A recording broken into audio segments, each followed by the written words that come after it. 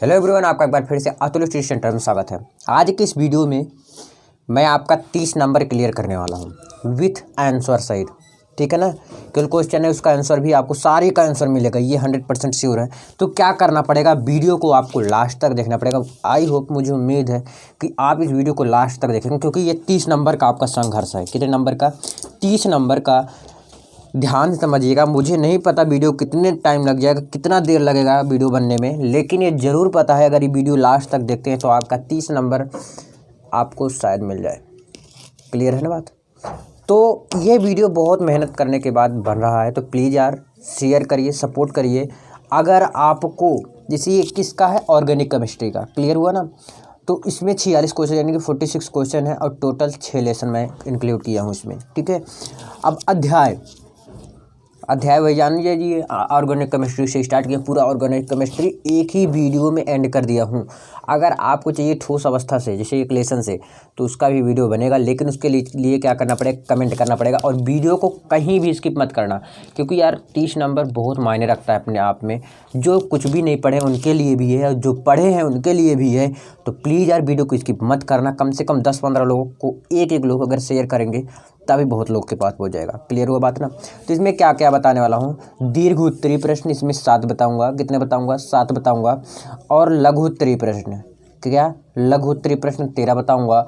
और अति लघु उत्तरीय प्रश्न 14 बताऊंगा। और बहुविकल्पी प्रश्न 12 बताऊंगा। क्लियर बात हुआ ना। इतनी चीज़ें मैं आज के इस वीडियो में आपसे चर्चा करने वाला हूँ। तो सबसे पहले दीर्घ उत्तरीय प्रश्न, तो उसके बाद लघु उत्तरीय प्रश्न, फिर अति लघु उत्तरीय, फिर बहुविकल्पी। क्लियर हुआ ना। यानी कि चारों में बताऊंगा। क्या करना है, वीडियो को कहीं एंड नहीं करना, आंसर भी आपको मिलेगा। और एक बात, जाते जाते अगर आप जा रहे हैं स्किप करके, तो प्लीज़ यार लिंक डिस्क्रिप्शन में है, उसको भी चेकआउट करिएगा। डिस्क्रिप्शन जरूर चेकआउट कीजिएगा क्या क्या है उसमें। चलिए, दीर्घ उत्तरीय प्रश्न अभी मत जाइए, क्योंकि ये ऐसा आपको वीडियो पूरी यूट्यूब पे नहीं मिलने वाला। यूट्यूब पे पहली बार ऐसे होने वाला है। ठीक है ना। चलिए, ये पहला है क्लोरोबेंजीन बनाने की विधियों का वर्णन कीजिए। रासायनिक गुण, भौतिक गुण और उपयोग लिखिए। कौन सा? क्लोरोबेंजीन। क्या चीज़? क्लोरोबेंजीन बनाने की विधियों का वर्णन कीजिए। रासायनिक गुण, भौतिक गुण और उसके उपयोग लिखो।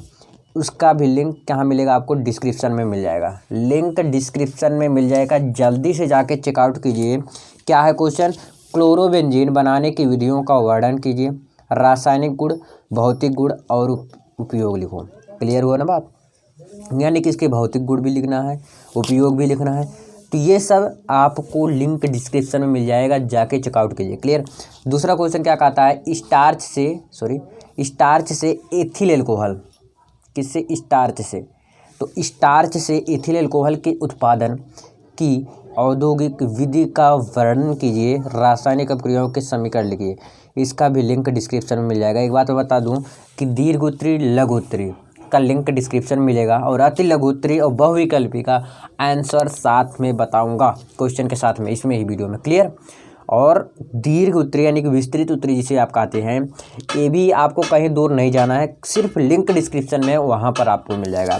दूसरा क्वेश्चन फिर से आप देखिए कि स्टार्च से एथिल एल्कोहल के उत्पादन की औद्योगिक विधि का वर्णन कीजिए। रासायनिक अभिक्रियाओं के समीकरण लिखिए। क्लियर हुआ ना दूसरा क्वेश्चन। तीसरा क्वेश्चन देखिए, शुद्ध एसीटोन, क्या? शुद्ध एसीटोन बनाने की प्रयोगशाला विधि का नामांकन चित्र सहित वर्णन कीजिए। क्या बनाना है?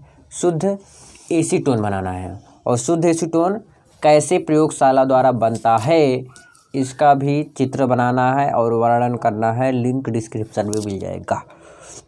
क्लियर हुआ ना। 3 क्वेश्चन क्लियर हो दीर्घ उत्तरीय का। प्लीज़ यार अभी कॉपी कलम लेकर नहीं बैठे तो ज़रूर लेकर बैठ जाइए, क्योंकि ये बहुत ही बड़ा अच्छा वीडियो बनने वाला है। चलिए, चौथे क्वेश्चन अगले पेज में। चलो, तो मैं चौथे क्वेश्चन पे आ गया हूँ ऑलरेडी। तो अब देखिए चौथा क्वेश्चन क्या कहता है, प्रयोगशाला में एथिल एमीन, क्या चीज़ है? एथिल एमीन बनाने की विधि का सचित्र वर्णन की। जितने भी मैं लिखा हूँ उसमें सभी क्वेश्चन बता रखा हूँ। क्लियर हुआ ना बात। तो क्या है इसमें, प्रयोगशाला में एथिल एमीन बनाने की विधि का सचित्र वर्णन कीजिए। कैसे बनेगा, ठीक है ना, इसको दर्शाना है। प्रयोगशाला में एथिल एमीन कैसे बनेगा, इसका भी लिंक डिस्क्रिप्शन मिल जाएगा। क्लियर हुआ ना बात।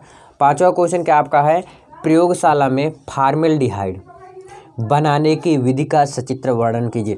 जितने भी क्वेश्चन, इसमें 7 क्वेश्चन है ना, सातों क्वेश्चन बहुत ज़्यादा इंपॉर्टेंट है दीर्घोत्तरी में। इसे कोई भी क्वेश्चन को मिस नहीं करना, ऐसा नहीं करना है कि इसको मैं बाद में पढ़ूंगा, अभी नहीं पढ़ूंगा, आज और अभी पढ़ो इसको। क्लियर। प्रयोगशाला में फॉर्मेल्डिहाइड बनाने की विधि का सचित्र वर्णन कीजिए, कि मतलब फॉर्मेल्डिहाइड कैसे बनता है प्रयोगशाला में। इसका भी क्या लिंक डिस्क्रिप्शन में मिल जाएगा। क्लियर। इसका भी लिंक डिस्क्रिप्शन मिल जाएगा। कौन से क्वेश्चन का? प्रयोगशाला में फॉर्मेल्डिहाइड बनाने की विधि का सचित्र वर्णन कीजिए। क्लियर हुआ ना। अब देखेंगे सातों क्वेश्चन।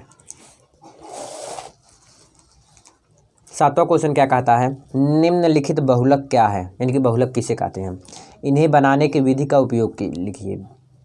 जाओ, लिंक डिस्क्रिप्शन मिल जाएगा आपको, सभी लिंक मिलेगा। क्या करना है, सबसे पहले सभी क्वेश्चन पहले लिख लेना है, फिर लिंक पे क्लिक करके सारे लिंक मिल जाएंगे। जो आपको आता हो तो ठीक है, मत देखना उसे, और जो नहीं आता उसको ज़रूर देखना प्लीज़ यार, आपसे रिक्वेस्ट है। अब आ गया लघु उत्तरीय प्रश्न, बहुत ज़्यादा इंपॉर्टेंट, वेरी वेरी इंपॉर्टेंट है, तो इसे भी क्या करना है, लास्ट तक देखना। और इसमें लघु उत्तरीय प्रश्न में तो टोटल 13 यानी कि 13 क्वेश्चन है। ठीक है, तो पहला क्वेश्चन आ जाता है रायमन टीमन अपक्रिया। क्या? रायमन टीमन अपक्रिया पर टिप्पणी करो। इसको 2-3 बार बता चुका हूँ, लेकिन मैं एक दिया हूँ लिंक डिस्क्रिप्शन में, उसको जाके आप चेकआउट कीजिए।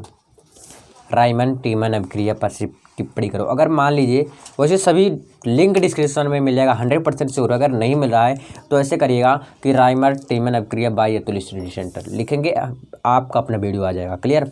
दूसरा क्वेश्चन क्या है? डीडीटी पर संक्षिप्त टिप्पणी कीजिए। बहुत ज़्यादा इंपॉर्टेंट है, डीडीटी पर संक्षिप्त टिप्पणी करना इम्पॉर्टेंट और आसान है। क्लियर हुआ ना बात, क्योंकि मैं अब आ गया हूँ आसान करने, चाहे वो फिजिक्स हो, केमिस्ट्री हो, हिंदी हो, इंग्लिश हो, सब कुछ आसान है, सिर्फ उसमें आपका मुझे साथ चाहिए।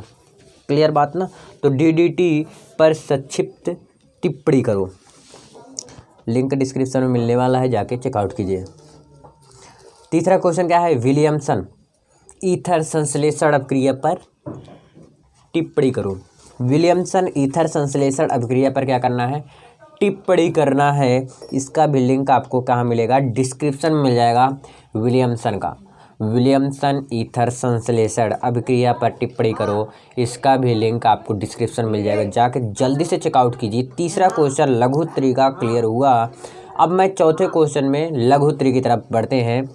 ल्यूकास परीक्षण क्या है? यह किस प्रकार के यौगिकों की पहचान में उपयोगी है? समझ में आया? क्लियर हुआ? ल्यूकास परीक्षण क्या है? यह किस प्रकार के यौगिकों की पहचान में उपयोगी है, मतलब यह कौन से यौगिकों की पहचान में उपयोगी है? इसका भी क्या है? लिंक डिस्क्रिप्शन में मिल जाएगा। आंसर इसका ल्यूकास परीक्षण क्या है, यह किस प्रकार के यौगिकों की पहचान में उपयोगी है। चलिए अगले पेज में, जिससे कि 4 क्वेश्चन आपको अगले ही पेज में बता दिया हूँ। अब 5वां क्वेश्चन, सभी रिएक्शन, ज़्यादा से ज़्यादा रिएक्शन है इसमें, तो रिएक्शन को जरूर से कंप्लीटली तैयार रखो, कहीं भी काम में आ सकते हैं। क्लियर हो ना बात। 5वां क्वेश्चन क्या है? वेंजाइन संघनन। क्या चीज़? वेंजाइन संघनन। अब वेंजाइन संघनन क्या होता है? इसका भी लिंक डिस्क्रिप्शन मिल जाएगा। क्लियर। वेंजाइन संघनन का वीडियो का लिंक डिस्क्रिप्शन में मिल जाएगा। आंसर क्लियर हो ना? वेंजाइन संघनन, पारकिन अभिक्रिया, जितने भी क्वेश्चन बता रखा हूँ बहुत ज़्यादा इंपॉर्टेंट है, जितने भी क्वेश्चन बता रहा हूँ बहुत ज़्यादा इंपॉर्टेंट है। छठा क्लियर। कैनिजारो अपक्रिया पर टिप्पणी कीजिए, इसका भी लिंक डिस्क्रिप्शन में है। कैनिजारो अपक्रिया बहुत ज़्यादा इंपॉर्टेंट है, एग्जाम में चाहे वो जिस बोर्ड से बिलोंग करते हों, एग्जाम में आएगा ही आएगा। चलिए 8वां क्वेश्चन है, प्राथमिक द्वितीयक तृतीयक एमिनो की पहचान की विधि का वर्णन कीजिए। क्लियर। प्राथमिक द्वितीयक तृतीयक एमिनो की पहचान की विधि का वर्णन कीजिए। सभी के मैं बोला था ना कि लघु उत्तरीय का भी वीडियो का लिंक डिस्क्रिप्शन में मिल जाएगा आंसर का। क्लियर। तो प्राथमिक द्वितीयक तृतीयक एमिनो की पहचान की विधि का वर्णन कीजिए, जाओ लिंक डिस्क्रिप्शन में आपको मिल जाएगा फटाक से। अगला है डाई एजोनियम लवण क्या है? डाई एजोनियम लवण क्या है? बेंजीन डाई एजोनियम क्लोराइड से क्लोरोबेंजीन प्राप्त करने की रासायनिक समीकरण लिखिए। डाई एजोनियम लवण क्या है? बेंजीन डाई एजोनियम क्लोराइड से क्लोरोबेंजीन प्राप्त करने की रासायनिक समीकरण लिखिए। क्लियर। डाई एजोनियम लवण क्या है और बेंजीन डाइज़ोनियम क्लोराइड से क्लोरोबेंजीन प्राप्त करने की रासायनिक समीकरण लिखिए। ये तो कौन सा क्वेश्चन था? 9वां क्वेश्चन था। 10वां क्वेश्चन की तरफ बढ़ेंगे। 10वां क्वेश्चन क्या है? एमिनो अम्ल की प्रकृति उभयकर्मी होती है, क्यों होती है? और ये डाइज़ोनियम वाला भी मिल जाएगा लिंक डिस्क्रिप्शन में। क्लियर? एमिनो अम्ल की प्रकृति उभयकर्मी होती है, क्यों? इसका भी लिंक क्या मिलेगा आपको? डिस्क्रिप्शन में मिलने वाला है। एमिनो अम्ल की प्रकृति उभयकर्मी होती है, क्यों? इसका भी लिंक डिस्क्रिप्शन मिल जाएगा आंसर का। 11वां क्वेश्चन की तरफ बढ़ते हैं। कार्बोहाइड्रेट को उदाहरण देते हुए वर्गीकृत करो। किसको? कार्बोहाइड्रेट को। तो जाइए, इसका भी लिंक डिस्क्रिप्शन में मिल जाएगा, आंसर मिल जाएगा, मतलब इस सॉल्यूशन मिल जाएगा आपको। तो जाइए ज़रूर विजिट करिएगा। पहले सभी क्वेश्चन लिखिए, क्वेश्चन लिखने के बाद वहाँ पर आप जाइए। क्लियर? अगला क्वेश्चन आ जाता है 12वां क्वेश्चन, नायलॉन 6 क्या है? क्लियर?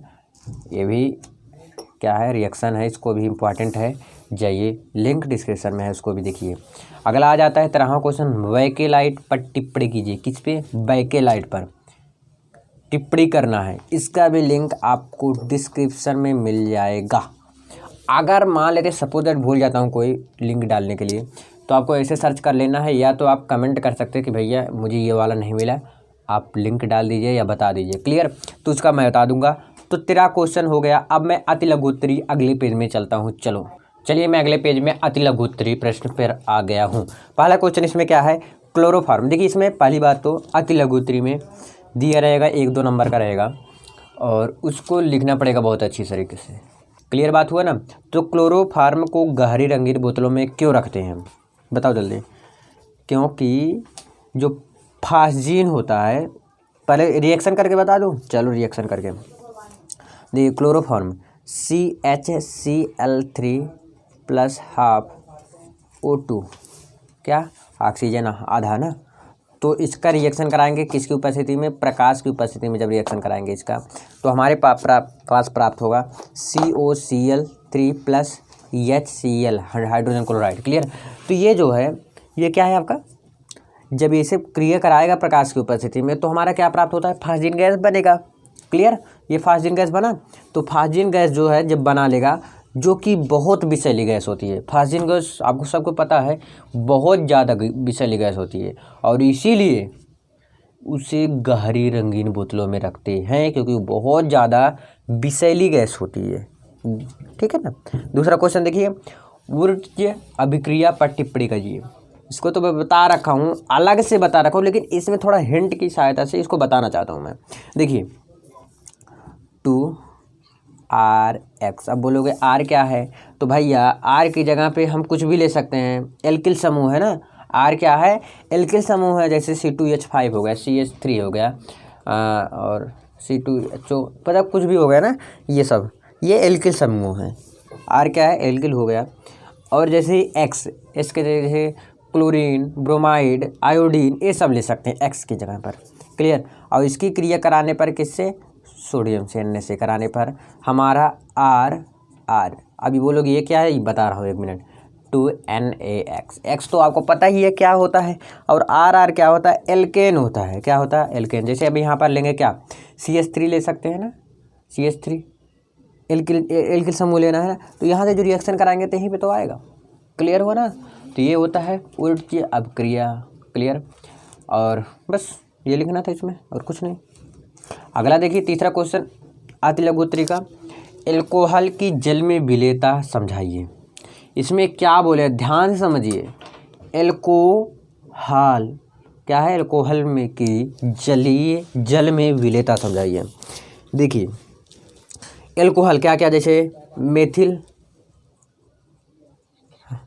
और एथिल हाइड्रोक्साइड, और क्या? CH3, CH2, C325 CH2OH। Clear? ये क्या है आपका? एल्कोहल समूह मान लेते हैं। तो एल्कोहल की जल में विलेयता समझाइए। इसकी विलेयता देखिए, अब जब इन सब का अणुभार बढ़ेगा, क्या बढ़ेगा? अणुभार। ध्यान समझिएगा, जब अणुभार बढ़ेगा तो विलेयता घटती है। समझ में आया? क्लियर हुआ ना? एल्कोहल की जल में विलेयता आ जाएगा तो ऐसे लिख दीजिएगा, और इसके बगल में लिख दीजिएगा कि जब अणुभार बढ़ेगा तो विलेयता घटेगा, और जब विलेयता घटेगा तो अणुभार बढ़ेगा। सिंपल सी बात, यही लिखना था इसमें। चौथा क्वेश्चन आ गया, एथेनॉल का उपयोग। एथेनॉल का उपयोग कहाँ कहाँ होता है? तो एथेनॉल का उपयोग अक्सर लोग जानते हैं, घर जब पेंट होता है वहाँ पर होता है, आयोडीन के रूप में होता है, विलायक के रूप में होता है, गोंद के रूप में होता है। तो इसको लिखिए, इसको देखिए, एथेनॉल का उपयोग जैसे मेथिलिट का हो गया, स्थिरत के रूप में हो गया, तो इसको भी लिख लीजिए। लिखिए, एथेनॉल का उपयोग, एथेनॉल का उपयोग कहाँ कहाँ पर होता है? मेथिलिट, मेथिलिट के रूप में कभी कभी होता है, क्लियर, और स्थिरत के रूप में भी होता है। अब देखिए, अब यहाँ पर दूसरा लिखिए कि पेंट के रूप में होता है, क्लियर, आयोडीन के रूप में होता है, आयोडीन के रूप में होता है, विलायक के रूप में होता है, क्लियर, पेंट के रूप में होता है, आयोडीन के रूप में होता है, विलायक के रूप में होता है, और कुछ नहीं, बस गोंदे के रूप में भी होता है। इतना लिख देंगे काफ़ी है यार, क्लियर। एथेनॉल का उपयोग कहाँ कहाँ होता है लिख ले जाएंगे, बहुत अच्छा। चला आगे देखिए, यूरोट्रोपिन पर टिप्पणी कीजिए। किस पे? यूरोट्रोपिन पर। तो इसका रिएक्शन आता है वो देखिए, 6HCHO प्लस 4NH3। अब बोलोगे भाई ये क्यों 6H4 पहले ही लिख दे रहे हो? तो भाई यह इसलिए लिख रहा हूँ क्योंकि रिएक्शन जब कराया जाता है तो उसको बैलेंस कराया जाता है, तो बैलेंस इसलिए नहीं करा रहा हूँ क्योंकि बहुत ज़्यादा टाइम लग जाएगा। क्लियर हुआ ना? अति लघुत्तरी, फिर लघुत्तरी भी बताना है तो 1 घंटा लग जाएगा। फ़ायदा क्या है इसका बताने का? क्योंकि सबसे अलग हट के करना है ना। तो और मैं अलग से, अब बोलोगे भैया तो समझ में आएगा ही नहीं तो लिखेंगे क्या? भैया अगर नहीं समझ में आया है तो यूट्यूब पे सर्च करिए कि यूरोट्रोपिन पर टिप्पणी बाय अतुल सेंटर, बता रखा हूँ, सब पे बता रखा हूँ, रिएक्शन कैसे करते बता रखा हूँ, सब कुछ बता रखा हूँ। सिर्फ इसमें मेरा मकसद यही है कि जो लोग को आता है, जो लोग को नहीं आता, वो जिनको आता है वो देख ले कि इनको हो सकता है शायद ये ना आता हो, तो वो ज़रूर तैयार कर लें, और जिनको नहीं आता उस पर गहराई से जुट जाएं, उसको तैयार कर लें। क्लियर? ये हुआ NH3। अब इसका रिएक्शन अब क्या क्या है ये तो मैं बता दूंगा अभी ना, इस पर चिंता मत करो, ये क्या है ये क्या है ये भी मैं बता रहा हूँ 1 मिनट में। इसका जब रिएक्शन कराएंगे तो आएगा आपका CH2 और 6Na सोडियम प्लस पानी, जल, 6 है ना, 6 लिख दो। क्लियर? अब देखिए ये क्या बनता है, ये है आपका यूरोट्रोपिन का फॉर्मूला। अगर आपको यूरोट्रोपिन का फॉर्मूला पता रहेगा तो इससे आप ये बना सकते हैं। अगर ये चीज़ पता रहेगा ये बना लेंगे। ये क्या है? फॉर्मल्डिहाइड है। अब इसमें याद कैसे करेंगे 1 मिनट बता रहा हूँ। ये क्या है आपका? फॉर्मल्डिहाइड हो गया, और ये NH3 क्या है आपका? अमोनिया हो गया। क्लियर? अब देखिए फॉर्मल्डिहाइड की क्रिया अमोनिया से कराने पर यूरोट्रोपिन और जल प्राप्त होता है। बस यही अगर याद कर लो कि फॉर्मल्डिहाइड अमोनिया, ये किस में आएगा? यूरोट्रोपिन प्राप्त होता है। यूरोट्रोपिन कैसे प्राप्त होता है? जब फॉर्मल्डिहाइड और अमोनिया की क्रिया कराएंगे तब प्राप्त होता है। यही 2 चीज़ याद करना है। क्या क्या? फॉर्मल्डिहाइड और अमोनिया। अगर ये दोनों याद हो गया तो आप बना ले जाएंगे बहुत आसानी के साथ। अब देखिए आगे है स्मिट अपक्रिया। स्मिट अपक्रिया में क्या रहेगा? स्मिट अपक्रिया को समझाइए, स्मिट अपक्रिया का रिएक्शन कराइए, यानी कि ना। तो स्मिट अपक्रिया वैसे मैं बता रखा हूँ, लेकिन इसमें मैं बोला था जिससे कि आपको सबको कि अति लघुत्तरी क्वेश्चन जरूर मैं बताऊंगा। तो स्मिट अपक्रिया को समझिए। स्मिट अपक्रिया में RCOOH। अब भैया ये R क्या है? तो अभी जस्ट पहले बताया था, R की जगह CH3 CH2 कुछ भी ले सकते हैं, क्योंकि ये क्या होता है? कार्बोक्सिलिक अम्ल होता है। ये क्या होता है आपका? कार्बोक्सिलिक। क्या होता है आपका? कार्बोक्सिलिक होता है। अब इसकी क्रिया कराने पर N3H से करा दो। क्लियर? किसकी उपस्थिति में? H2SO4 क्या होता है? ये सल्फ्यूरिक अम्ल होता है ना, सल्फ्यूरिक अम्ल और सांद्र की उपस्थिति में करा दो। तो आपका क्या बनता है? RNH2। क्या? RNH2 plus CO2 plus N2। ये क्या है? R ये प्राथमिक एमीन होता है। ये क्या है आपका? प्राथमिक एमीन है। इसको भैया ऐसा करिएगा, ये तो आपको समझ में नहीं आया। क्लियर?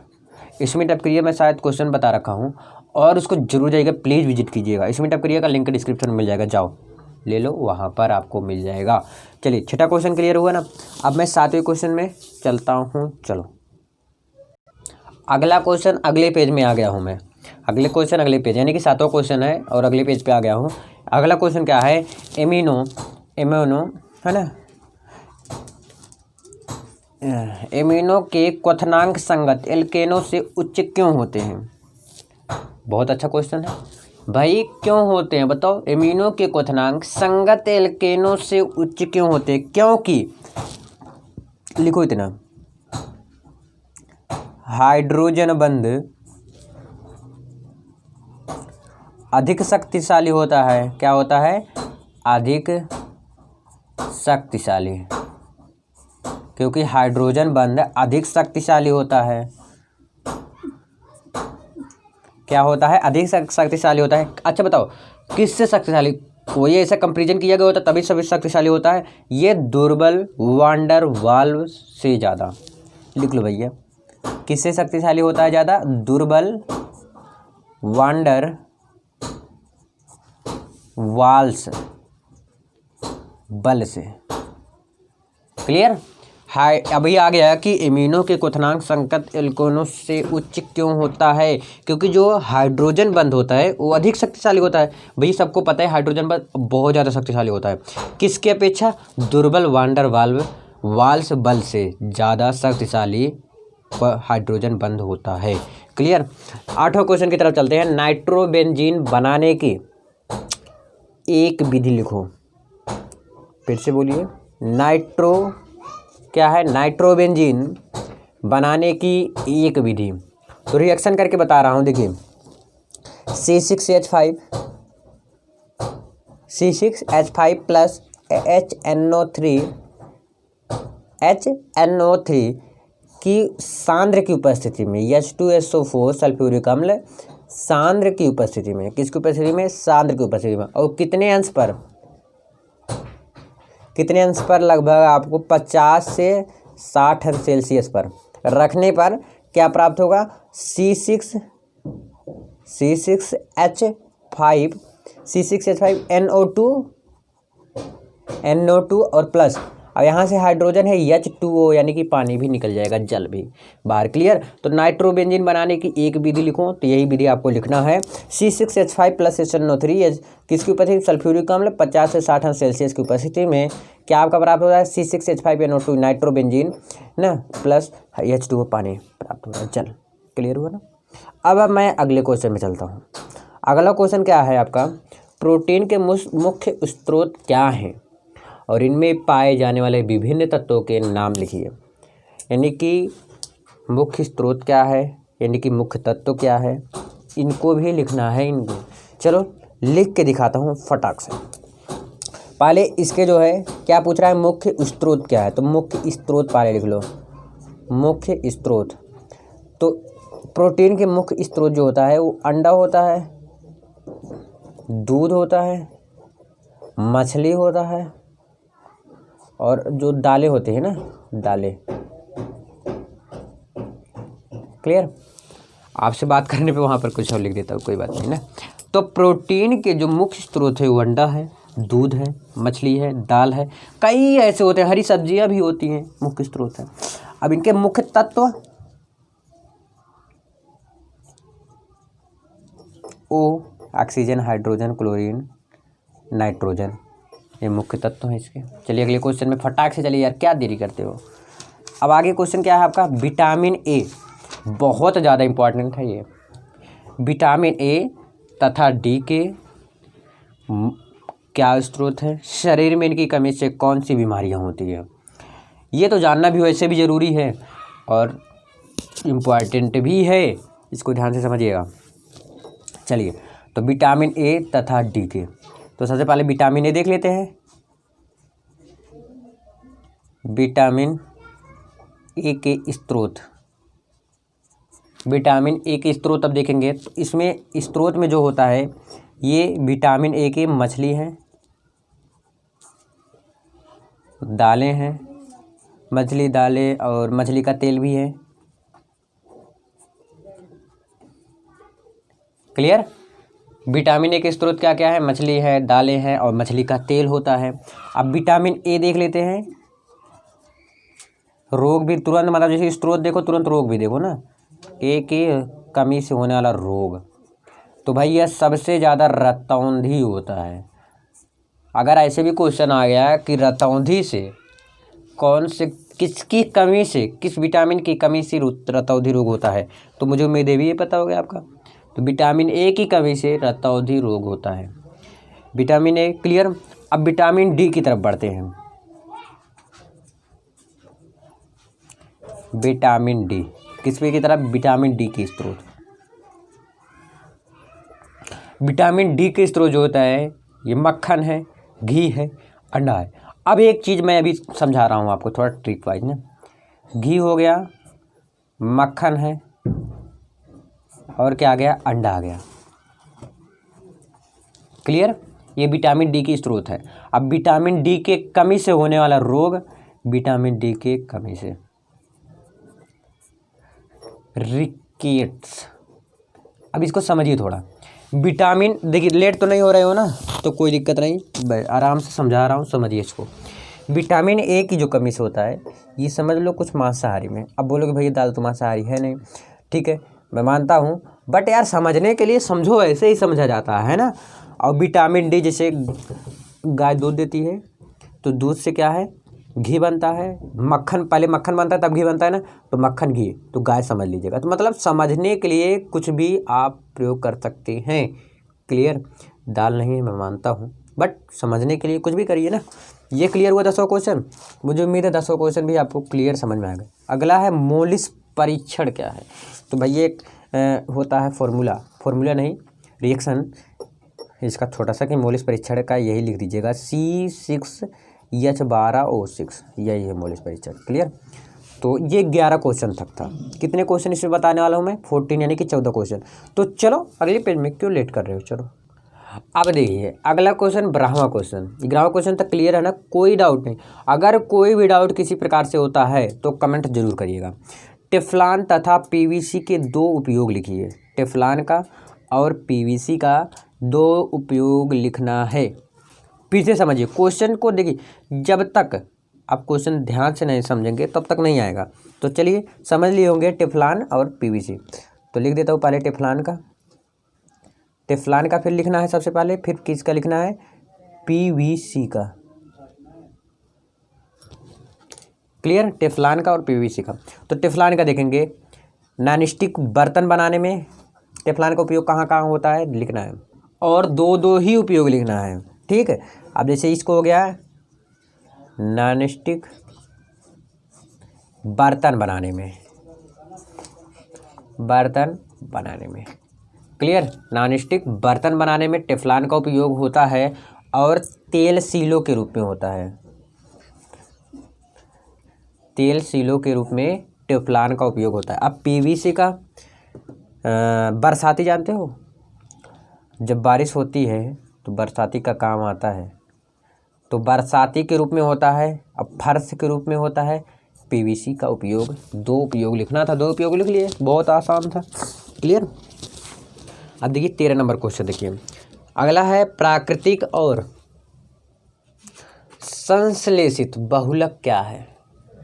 ठीक है, तो लिखते हैं प्राकृतिक और संश्लेषित बहुलक, लिख लो 1 मिनट। हाँ, प्राकृतिक बहुलक पहले लिख लीजिएगा, प्राकृतिक, फिर क्या, संश्लेषित। पहले क्या लिखेंगे आप, प्राकृतिक बहुलक लिखेंगे, फिर संश्लेषित बहुलक का। अब प्राकृतिक बहुलक क्या है, बहुलक लिख लीजिएगा, मैं प्राकृतिक डायरेक्ट लिख दिया हूँ। तो प्राकृतिक बहुलक क्या है, तो स्टार्च के रूप में होता है, रबर के प्रोटीन के, ये लिखिए सिर्फ जो मैं बोल रहा हूँ, स्टार्च के रूप में, रबड़ के रूप में भी होता है, प्रोटीन के रूप में। अब ऐसे संश्लेषित का पॉलीथीन के, क्लियर।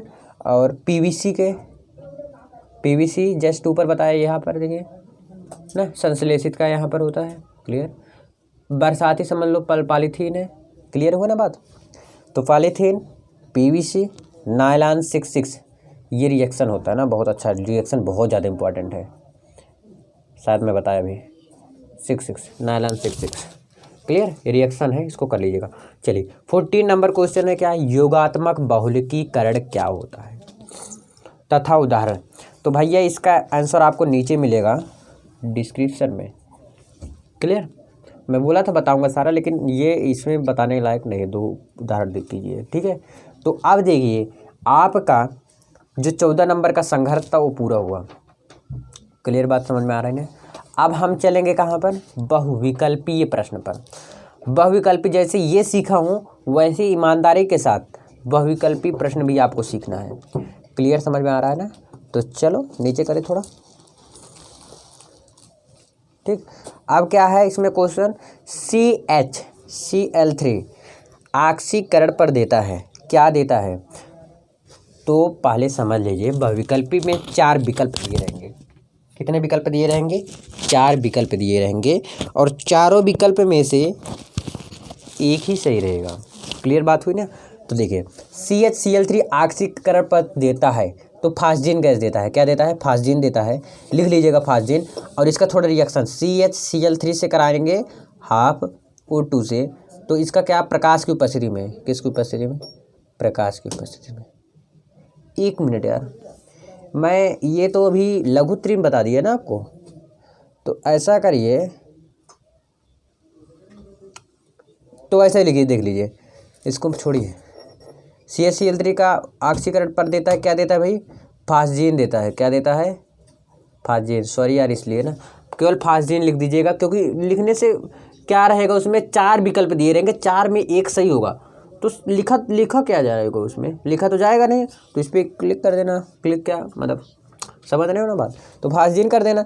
अब देखिए क्लोरोफार्म का उपयोग कहाँ होता है, विलायक के रूप में होता है, औद्योगिक विलायक के रूप में। क्लोरोफार्म का फॉर्मूला क्या होता है, CHCl3 होता है ना, तो इसका उपयोग जो है औद्योगिक विलायक के रूप में होता है। औद्योगिक विलायक के रूप में क्लोरोफार्म का उपयोग होता है। समझ में आया ना, क्लोरोफार्म का उपयोग कहाँ होता है, औद्योगिक विलायक के रूप में होता है। चलिए तीसरे क्वेश्चन में चलते हैं। ग्लूकोज को एथिल अल्कोहल में परिवर्तित करने के लिए प्रयुक्त एंजाइम है, यानी कि ग्लूकोज को एथिल अल्कोहल में, समझिए पहले ध्यान से क्वेश्चन को अगर नहीं सुनेंगे तब तक नहीं समझ में आएगा। आप सोचो जल्दी जल्दी बता दो, जल्दी जल्दी, तो क्या हो पाएगा जल्दी जल्दी से, वही हुआ ना। चलो ये क्या है, ग्लूकोज को एथिल अल्कोहल में परिवर्तित करने के लिए प्रयुक्त एंजाइम है। तो भैया उसमें 4 विकल्प रहेंगे, 4 में एक सही रहेगा, और वह है जाइमेज। क्लियर, जाइमेज जो होता है ये प्रयुक्त एंजाइम है। अब अगला क्वेश्चन है ल्यूकास अभिकर्मक है, तो इसमें 4 विकल्प दिए रहेंगे और चारों में एक सही रहेगा, और एक इस प्रकार से कुछ रहेगा, सांद्र हाइड्रोजन क्लोराइड CHCl प्लस निर्जल ZnCl3, ये क्या है आपका, ल्यूकास अभिकर्मक है। क्लियर हुआ बात ना, सांद्र HCl प्लस निर्जल ZnCl3 ल्यूकास अभिकर्मक है। 4 क्वेश्चन बहुविकल्पी का क्लियर हुआ। 5वें क्वेश्चन में अगले पेज में, चलो मिलते हैं। अगला क्वेश्चन 5वां क्वेश्चन जो कि है कि कौन सा यौगिक कैनिजारो अभिक्रिया नहीं देता है। तो इसमें भी 5 रहेंगे, ध्यान से समझिएगा। रहेगा क्या, कौन सा यौगिक कैनिजारो अभिक्रिया नहीं देता है। तो भैया एसिटल्डिहाइड नहीं देता है, क्या है, एसिटल्डिहाइड नहीं देता है। इसका फॉर्मूला भी देख लीजिए, रासायनिक सूत्र CH3CH2CHO, ये एसिटल्डिहाइड है और यह कैनिजारो अभिक्रिया नहीं देता है। क्लियर हुआ ना 5वां क्वेश्चन, कौन से यौगिक कैनिजारो अभिक्रिया नहीं देता है। तो भैया एसिटल्डिहाइड नहीं देता है कैनिजारो अभिक्रिया। क्लियर, चलिए अब 6ठे क्वेश्चन में, वह अभिकर्मक जिसके साथ एसिटल्डिहाइड और एसीटोन दोनों आसानी से अभिक्रिया करते हैं, ये कौन सा ऐसा रिएक्शन है, ऐसा कौन सा अभिक्रिया है कि जो ऐसा कौन सा अभिकर्मक है जो एसिटाल्डिहाइड और एसीटोन दोनों के साथ अपक्रिया करता है। ऐसे ध्यान समझिए क्वेश्चन को, ऐसा कौन सा विकर्मक है जो एसिटाल्डिहाइड और एसीटोन के रूप में कार्य करता है? तो भैया ग्रिग्नार्ड अभिकर्मक है, ग्रिग्नार्ड अभिकर्मक। क्लियर? ग्रिग्नार्ड अभिकर्मक है ऐसा जो एसिटाल्डिहाइड और एसीटोन दोनों के आसानी के साथ अपक्रिया करता है। चलिए 7वें क्वेश्चन चलते हैं। नाइट्रोबेंजीन का उदासीय माध्यम में अपचयन कराने पर उत्पाद प्राप्त होता है। फिर से क्वेश्चन को समझिए। नाइट्रोबेंजीन का उदासीन क्या है? उदासीन माध्यम में अपचयन कराने पर उत्पाद प्राप्त होता है, मतलब क्या प्राप्त होता है? तो भैया C6H5NHOH प्राप्त होता है। क्लियर? C6H5NHOH प्राप्त होता है नाइट्रोबेंजीन का उदासीन माध्यम में अपचयन कराने पर यही प्राप्त होता है। 8वें क्वेश्चन में चलिए फटाक से। नाइट्रोबेंजीन कहते हैं, यानी कि नाइट्रोबेंजीन किसे कहते हैं? तो मिर्वेन का तेल को कहते हैं। किसके तेल का? मिर्वेन का तेल। तो मिर्वेन का तेल को कहते हैं और उसका फॉर्मूला देख लीजिए C6H5NO2। क्लियर? मिर्वेन का तेल का यही फॉर्मूला होता है, रासायनिक सूत्र यही होता है कि C6H5NO2 मिर्वेन का तेल। 9वां क्वेश्चन आ जाता है एस्कार्बिक अम्ल है, एस्कार्बिक अम्ल है, ये भी इम्पॉर्टेंट है। जितने बता रहा हूँ सभी इम्पॉर्टेंट। तो एस्कार्बिक अम्ल क्या है? विटामिन है। क्या है? विटामिन है। आगे देखिए 10वां क्वेश्चन। आयोडीन की कमी से बीमारी होती है, यानी कि आयोडीन की कमी से कौन सी बीमारी होती है? घेंघा। कौन सी बीमारी होती है? घेंघा बीमारी होती है। आयोडीन की कमी से घेंघा बीमारी होती है, याद रखिएगा। क्लियर? आयोडीन की कमी से घेंघा बीमारी होती है। अभी आप कहीं भी यूट्यूब पे देखते हैं यही वीडियो, इतनी जो मैं जो भी क्वेश्चन है 44, 45, 46 जितने भी है, यही इतने क्वेश्चन कम से कम 3-4 घंटे लगते हैं बताने में। वही क्वेश्चन बार बार पढ़ते हैं, लेकिन मैं भी प्रयास करके ज़्यादा से ज़्यादा कम समय लिया हूँ आपका, है ना। अगला है निम्नलिखित में प्राकृतिक बहुलक है। तो कई बहुलक ऐसे दिए रहेंगे, समझ में आया ना। यानी कि 4 बहुलक ऐसे दिए रहेंगे और 4 में एक करना है कि निम्नलिखित में से कि प्राकृतिक बहुलक क्या है। तो भैया प्राकृतिक बहुलक सेसुलोक। अगर आपको दिखा सेसुलोक तुरंत कर देना टिप, हो जाएगा सेसुलोक। अगला है 12वां क्वेश्चन। निम्न में से कौन सा पॉलीएमाइड है? पॉलीएमाइड कौन सा है? अगर ऐसे रहेगा 4 रहेंगे तो उसमें से रहेगा नायलॉन 66। क्लियर? तो बस इस वीडियो में इतना ही। प्लीज़ यार बहुत ज़्यादा मेहनत लगा बनाने में, सपोर्ट चाहिए आपका। कम से कम 1 लोग 10 लोग को शेयर करिए, 10-15 लोग को, बहुत लोग को तक पहुंचेगा ये फ़ायदा। तो बहुत बहुत धन्यवाद वीडियो को लास्ट तक देखने के लिए। वीडियो को शेयर ज़्यादा से ज़्यादा करिएगा। मिलते हैं नेक्स्ट वीडियो में। वीडियो कैसा लगा लाइक शेयर कमेंट करके जरूर बताएं। बहुत बहुत धन्यवाद।